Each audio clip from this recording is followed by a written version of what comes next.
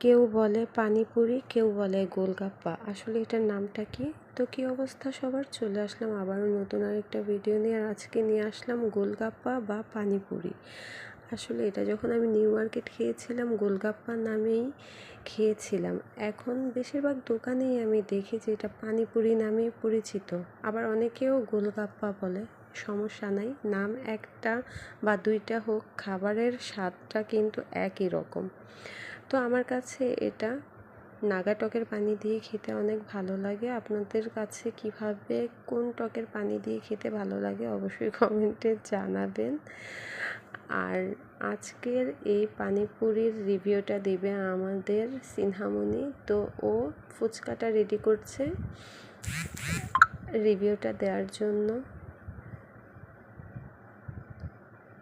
ওর কাছে নাকি অনেক ভালো লেগেছে। তো ভালো থাকবেন সবাই, আল্লাহ হাফেজ।